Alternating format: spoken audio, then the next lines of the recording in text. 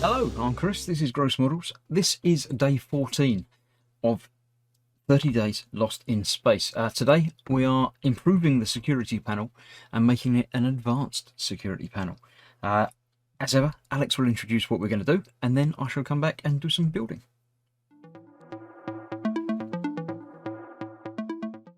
Incoming transmission. This is Inventor Corp. My name's Alex once again. Yesterday, we were able to get the logic for the security system and password entering and etc. working, which is great, meaning that going forward, we should be able to have that logic handy. Today, we're going to finish up that security system. We're going to do a little bit of additional code. 2 days ago, we wrote some code to make the buzzer work, make some beeps and some boops. And before that, we wrote some code to make the this handy little LED here working, which, if you recall, is a very colorful little LED. So what we're going to do is we're going to take the LED here, wire it up, and make it in good indicator light like previously done before, and we're going to take the buzzer here and make it so it gives better feedback and whatnot to the inputs that we're putting in. And lastly, we're going to change up the wiring diagram ever so slightly. Now, Right, I did just record all of this entire day, but realised my microphone wasn't on. So instead of trying to do a voiceover for it, I'm just going to do a quick recap of what I've done. I've done all the circuitry. I'm not going to take it all apart and rebuild it. What we've done, apart from yesterday, we're reusing the speaker and the LED setup that we've already done. Now, the LED, I know that the one they sent is a different one to the one they use in the code. Basically, the way it works is technically reversed. Instead of having a single ground pin and putting in signals to the other three, normally the long one's the ground pin, and the other three are the ones for red, green and blue. The way this works is you put power into what was the ground pin and then ground out the ones you want to come on. So I've found a way, someone in the community has shown a very easy way of changing the code to make that work. So I shall show you that. What we needed to do was obviously wire that all up.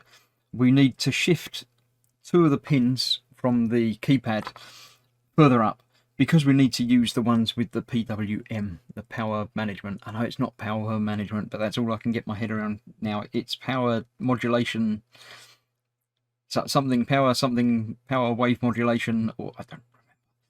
But we need to use the pins that are there. This doesn't need them. This does. So we just shifted them up a bit and rewired it all in apart from that. And I'm getting the live power from over the other side where it gives out 5 volts. If I can plug it back in again now. There we go. Not there. Next one along. That one. Right, so that's the circuit built and done. Yes, we'll continue on from there.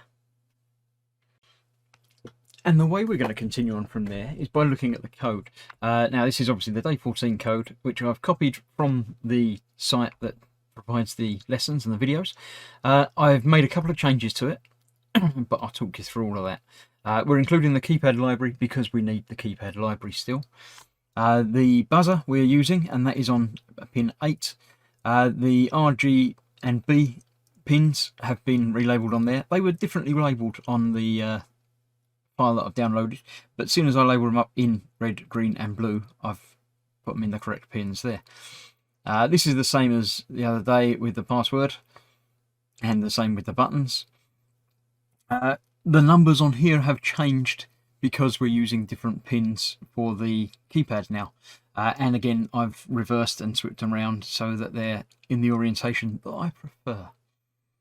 And the keypad setup for the custom keypad is exactly the same as it was when we were just playing with keypads.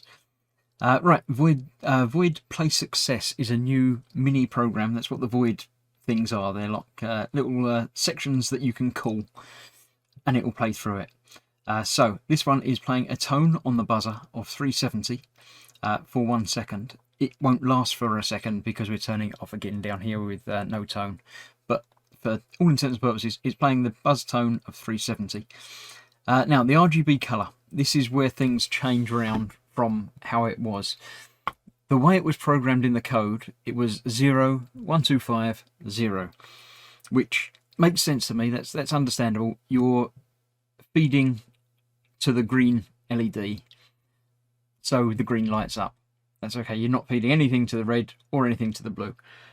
But because this is the different LED, it works differently. What we need to do, because we're feeding power into the ground pin, basically, the LED lights up when there is a difference between the signal pin and the ground pin. Normally, that signal will be from ground being 0, feeding a signal into the signal pin.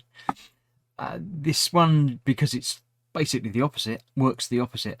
So if we feed a signal into the red pin, then that matches the signal that's going into the ground pin, so it doesn't light up. If we don't feed a signal into the, for instance, green pin, if we feed a 0, then there is a difference between it, and it will put power through it, so the green will light up.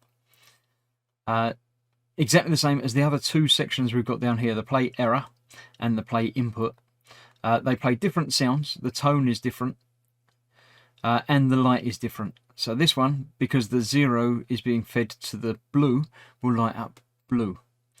This one, 0 is being fed to the red, so it lights up red. You can mix and match the numbers and put different variables in there, and in theory, it will light up different colours. I have played around with it using different software, different program, and it does. It works exactly as advertised. It just means you have to convert either manually or in your head or whatever to what colour you want to come on. Needs to be the one that you're not sending. It's counterintuitive, but it does work. Right, then down here we're putting the analog right. We're setting up what the red pin is going to be, the red value and things like that, because we're using those a little bit further down. Yes, down, I was correct. Unlock mode is the same as it was before, not done anything different in there. The only thing we've done different is add in the play error if you get it wrong. And if you don't get it wrong, it plays the play input, because you need some feedback when you're pushing a button. It's fair, it works. And when you get it all right, and it prints up device successfully unlocked, we play the success. So we turn it green and play a happy tone. Right, we're setting up the pin mode. It's interesting to me that that can be below where we've used it further up.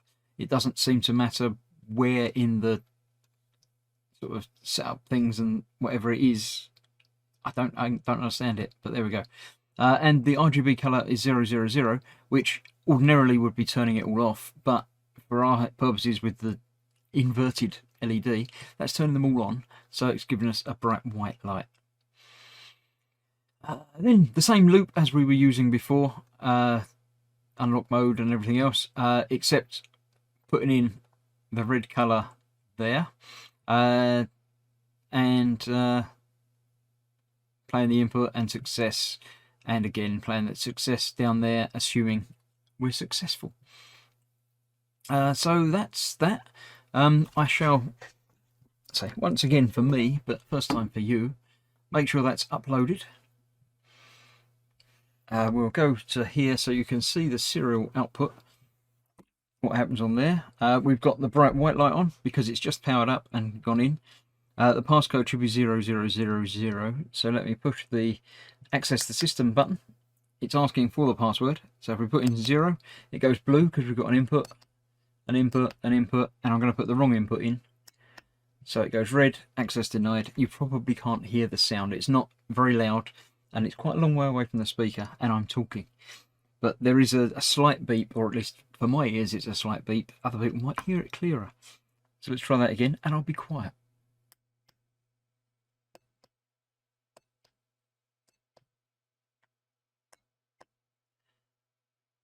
Yeah, I'm getting virtually nothing from that. So let's do it properly this time. We'll put in the correct password. It goes green, says OK, and that's all good. The same thing happens when you try and change the password. We need to put in the password first. And then it goes green saying put in the new password. Blue while we're doing it. Obviously you can't get that wrong. That's okay, that is the new password. Let's just try it. 1, 2, 3, A. Yep. So there we go. There we have it, all working as intended. So the sound could be louder, whether that's because of my ears, the buzzer, I don't know. But either way, it works, just not ideally. But for the purposes of having the programming and the knowledge to make it work, it works. That's all good. And that's that for today. So I shall say farewell for the day. I'll see you tomorrow for quiz time. So thanks for watching. I'll leave the exit outro. It's an outro to play out. So I shall see you tomorrow for the quiz. Bye bye. Thanks for watching. You get to look forward to next week. We have the new 7-segment display. We're going to be using that for quite a few neat things, but the goal of next week is to get you guys out of the water, finally back on land. Your system's now secure. So you can get ready to hopefully in the next week or two start launching, get off the planet, and get home safely. The goal is in sight. I can see it happening. With that being said, look forward to that next week. This has been Alex, and I'm out. Thank you very much.